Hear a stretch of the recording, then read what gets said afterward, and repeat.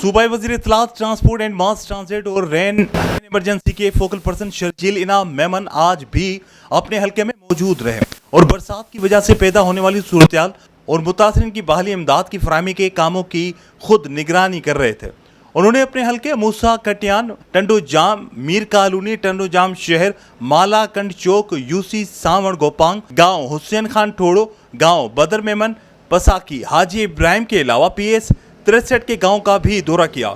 सूबाई वजीर का कहना था कि अवाम को किसी भी किस्म की कोई फिक्र नहीं करनी चाहिए। हुकूमत सिंध उनको इस मुश्किल घड़ी में अकेला नहीं छोड़ेगी और उनकी हर मुमकिन मदद करेंगे। उनका मजीद कहना था कि मैं यहीं मौजूद हूँ, किसी को फिक्र करने की ज़रूरत नहीं, हमें आपका एहसास है और बस सब्र करें, सब बेहतर हो जाएगा। कबलस सूबाई वज़ीर इत्तलात व ट्रांसपोर्ट और रेन इमरजेंसी हैदराबाद के निगरान शर्जील इनाम मेमन ने Sindh Solid Waste Management Board का भी इफ्तिताह कर दिया।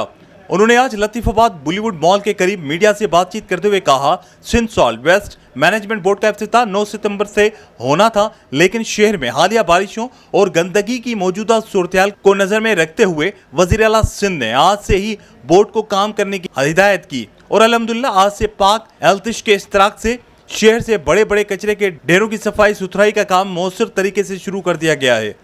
उन्होंने कहा कि 9 सितंबर से घर घर और गलियों मोहल्लों से कचरा उठाने का काम भी शुरू कर दिया जाएगा। सूबाई वजीर ने मजीद कहा कि ये कचरा लूनी कोट और मुला कातियार के करीब लैंडफिल साइट पर डंप किया जाएगा। मौजूदा बारिशों के सूरत-ए-हाल से मुतल्लिक सूबाई वजीर ने कहा कि बहुत ज्यादा प्रेशर है और कल भी राहों की शाख में शगाफ पड़ गए थे, जिन्हें ज़ाती तौर पर अपनी निगरानी में सुबह 4 बजे तक मरम्मती काम करवाकर बंद करवाया गया है। इस वक्त वफाकी वज़ीर ख़ारजा बिलावल भुट्टो जरदारी और वज़ीर आला सिंध सूबे के तमाम अजला के दौरे पर हैं और सूबे भर में बरसाती सूरत-ए-हाल का जायजा ले रहे हैं। इस मौके पर MNA Tariq Ali Shah Jamote, MP Abdul Jabbar Khan, deputy commissioner Hyderabad Fawad Ghaffar Soomro, administrator Hyderabad Fakhir Shakir भी उनके हमरा मौजूद थे।